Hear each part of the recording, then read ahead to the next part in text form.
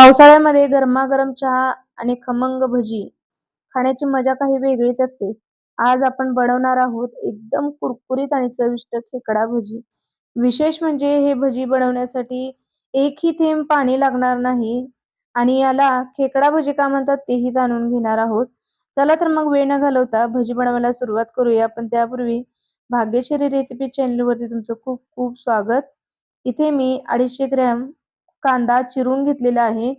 चिरल्यानंतर कांदा असा छान हाताने मोकळा करून घ्यायचा. याची प्रत्येक पाकळी जी आहे ती वेगळी झाली पाहिजे आणि चिरताना एक गोष्ट लक्षात ठेवा, कांदा अगदी शक्य तितका पातळ करून घ्यायचा. पातळ चिरला की कांदा छान भजी कुरकुरीत व्हायला मदत होते. कांदा या पद्धतीने हाताने मी सगळा फोडून घेतलेला आहे. याची प्रत्येक पाकळी जी आहे ती वेगळी करून घेतली. नंतर यावरती चवीपुरतं मीठ लावून घ्यायचं. आपण सुरुवातीलाच मीठ जेवढं लागणार आहे तेवढं घालून घ्यायचं आहे. तर मीठ सगळं छान कांद्यावरती लावून घ्यायचं, जेणेकरून कांद्याला छान असं पाणी सुटेल आणि मगाशी मी सांगितल्याप्रमाणे एकही पाण्याचा थेंब आपल्याला यामध्ये लागणार नाही. जो काय आपण मीठ आणि कांदा एकत्र केलेला आहे याचं छान पाणी सुटतं आणि आपल्याला एक्स्ट्राचं पाणी वापरण्याची गरज पडत नाही. आणि छान भजी कुरकुरीत होण्यासाठी कोणत्याही प्रकारचं तांदळाचं किंवा रव्याचं एक्स्ट्राचं पीठ वापरण्याची सुद्धा आपल्याला गरज पडत नाही, कारण यामध्ये आपण सोडा वगैरे अजिबात वापरणार नाही. इथे मी 1 चमचा धने आहेत ते कुटून घातलेले आहेत. तर धने या पद्धतीने असे अर्धे-अर्धे करून घ्यायचे. एकदम बारीक याची पावडर बनवायची नाहीये. या पद्धतीने अर्धे-अर्धे कुटून घ्यायचे. धने अजिबात स्किप करू नका, कारण यामुळेच खरी चव आपल्या खेकडा भजीला येते. तर 1 चमचा धने कुटून असे आवर्जून घाला. त्यानंतर 1 चमचा लाल तिखट घातलेला आहे आणि अर्धा चमचा हळद पावडर घातलेली. तर हळद पावडर, लाल तिखट, धने, मीठ, कांदा, बेसनचं पीठ आणि ओवा, बस एवढंच सामान लागणार आहे. कढलेलं मोहन किंवा सोडा वगैरे घालण्याची किंवा हिंग घालण्याची अजिबात यामध्ये गरज पडत नाही आपल्याला. एकदम चविष्ट असेच बनतात. तर चमच्याच्या मदतीने म्हणाल तर 4 चमचे आणि वाटीच्या प्रमाणात म्हणाल तर अर्धी वाटी यामध्ये मी सुरुवातीला पीठ घालून घेतलेलं आहे. गरज पडली तर आपण आणखी थोडं एक्स्ट्रा पीठ यामध्ये घालणार आहोत. पण सुरुवातीला अर्धी वाटी एवढंच पीठ घातलेलं आहे. ओवा घालायचा राहिलेला होता, तर ओवा देखील छान हातावरती चोळून घेते आणि आता यामध्ये ओवा देखील घालून घेऊया.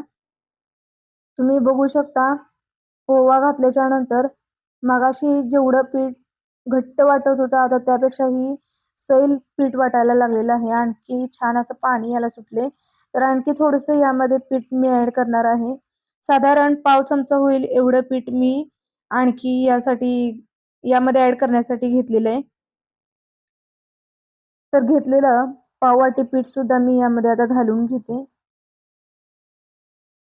आपण सुरुवातीला अर्धी वाटी आणि आता पाववाटी या प्रमाणात म्हटलं तर पाऊण वाटी एवढं पीठ घातलेलं आहे.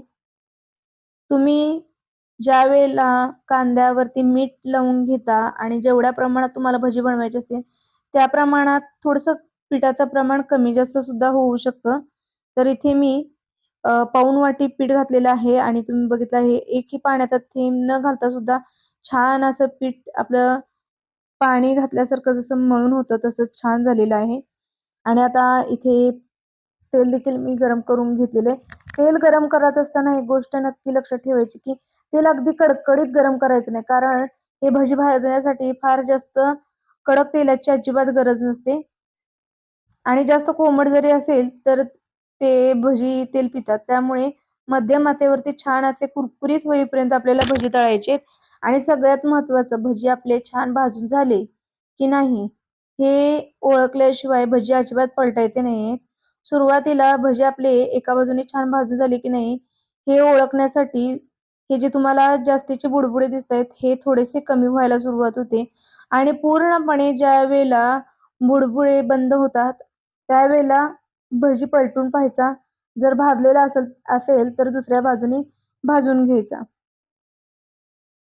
आणि जोपर्यंत पहिली बाजू व्यवस्थित भाजून होत नाही तोपर्यंत अजिबात त्याला चमच्याच्या मदतीने सारखं हलवत राहायचं नाही, कारण भजी तुटू शकतात. त्यामुळे बुडबुडे जोपर्यंत कमी होत नाहीत तोपर्यंत अजिबात हलवायचं नाही. तुम्ही इथे बघू शकता काय मस्त खेकड्यांचा आकार आलेला आहे.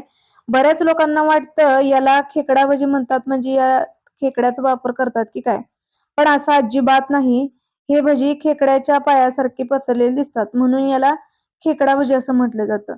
तर खेकडा भजी म्हटल्यानंतर यामध्ये खेकडा वगैरे अजिबात वापरला जात नाही. तर छान असे मस्त खमंग कुरकुरीत भजे आपले तळले गेलेले आहेत आणि रंग बघा तुम्ही काय सुरेख आलेले आहे. याच पद्धतीने छान असे कुरकुरीत भजी तळून घेतले. बाहेर पाऊस पडत असेल आणि असे छान कुरकुरीत भजी आणि चहा, मस्त असा पावसाचा रंग अजून वाढतो. तर या पद्धतीने नक्की खेकडा भजी करून पहा. अगदी झटपट बनतात. 5 ते 10 मिनिटात तयार होतात आणि त्याबरोबर मस्त अशी तळलेली मीठ लावून तळून वरतून मीठ लावलेली हिरवी मिरची आणि गरमागरम भजी सोबत गरमागरम वाफाळलेला चहा असेल तर पावसाची रंगत अजूनच वाढेल. तर हा व्हिडिओ तुम्हाला कसा वाटला कमेंट करून मला नक्की सांगा आणि जर व्हिडिओ आवडला असेल तर लाईक, शेअर, सबस्क्राईब करायला अजिबात विसरू नका. भेटूया पुन्हा अशा छानशा रेसिपी सोबत.